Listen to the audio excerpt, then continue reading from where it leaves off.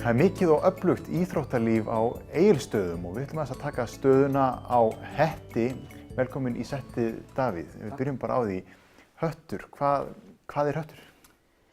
Íþróttafélagið Höttur í rauninni bara íþróttafélag sem samanstendur af 8 deildum og við höldum úti bara íþróttastarfi hérna í sveitafélaginu. Og bæði auðvitað í meistaraflokkstiginu og eins unglinga- og barnastarfi. Og hvað að tala um marga iðkendur? Á síðasta ári eða á síðasta rekstrarári 2017 sem við gerðum upp að þar vorum við með 840 iðkendur í þessum 8 deildum. Já. Og 2 stærstu deildirnar okkar í fjölda iðkenda eru 2 í rauninni, það fimleikar og fótbolti.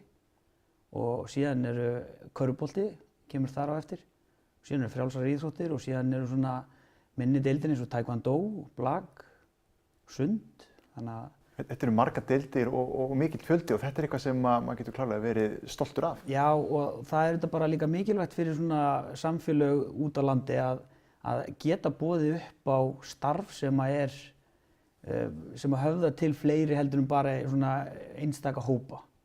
Og í því starfi sem við höfum verið með þá má segja að það eiga flest börn að geta fundið eitthvað við sitt hæfi hérna. Akkurat, og þetta það sem fjölskyldur horfa í þegar þeir eru að hugsa að flytja út á land. Já, ég allavega hef haldið því fram meðan ég hef setið sem formaður að hérna, þetta skiptir bara gríðarlega miklu máli fyrir samfélagið og hvernig íbúaþróun mun eiga sér stað til framtíðar. Og þið eru líka að horfa til framtíðar með mikill uppbyggingu.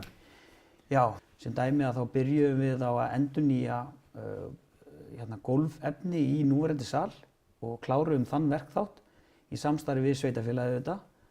Og síðan höfum við verið að vinna í því síðustu árin að undirbúa okkur við viðbyggingar á nýjum sal sem mun hýsa, þá var sérstaklega horft til fimleika iðkenda og eins á seinni stigum að þá bættu við frjálsíþrótta innanhús aðstöðu, æfingaaðstöðu þar inn í húsið.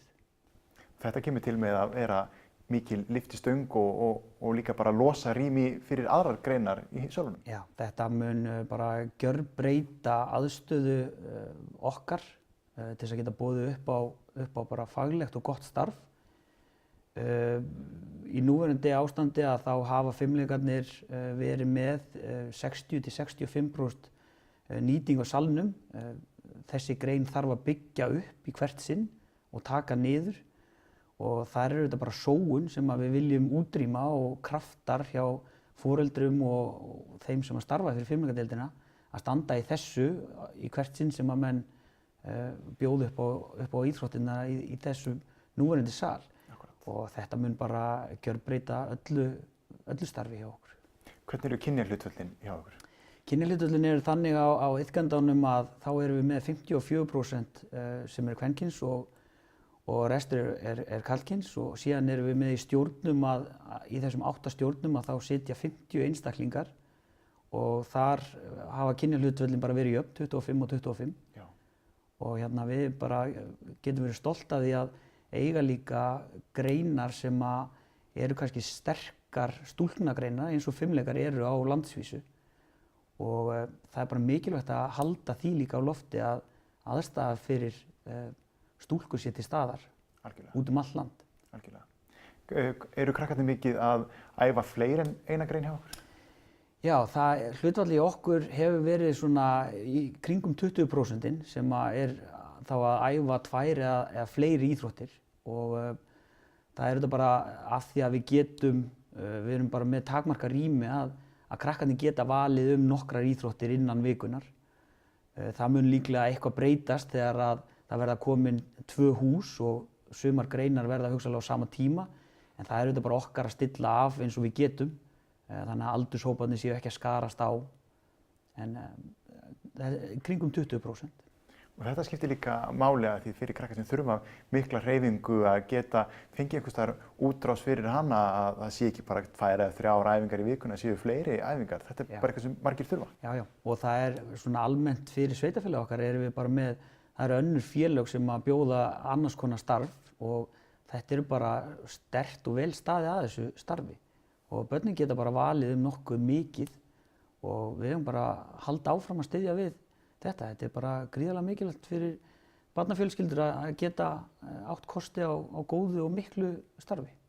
Nú þekkið þið það, nú ferðalögin í kringum þetta allt saman, þau eru mikil og það kannski langt að sækja í keppnir og mót í mörgum greinum, við tölum um fótboltann og fimleikana. Já, það eins og svo sem hefur verið talað lengi innan íþróttahreyfingarinnar að þetta auðvitað erfitt að þurfa að fjárafla og eyða peningum í ferðalög meðan að kannski önnur félög þurfa í rauninni ekki að pæla í þessum hlutum.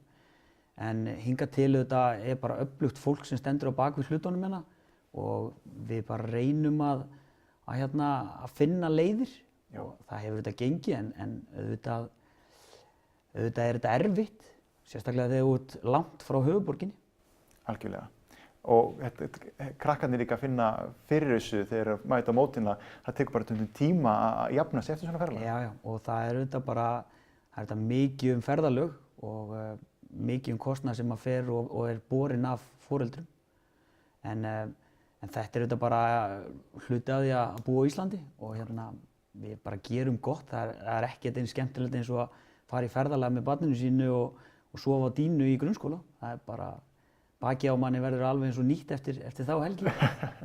Og félagslega náttúrulega frábært viðburður. Félagslega er þetta bara mjög sterkt og þarna skapar minningar. Já. Og það er bara, það er hluti af því að ala upp börn. Það bjart tíma framundan, fimleikahúsi á leiðinni, það er 2020. Já, við stefnum á 2020, það er búið, eða það er hafin vinna við grunninn og í ár munum við koma langt með að reisa húsið og við stefnum á 2020, næsta ári, að taka það í notkun. Takk kærlega fyrir spjallið, Davíð, og þessa innsýn í Hött. Við ætlum að kíkja á eitt innslag hérna í lokinu á þessum þætti.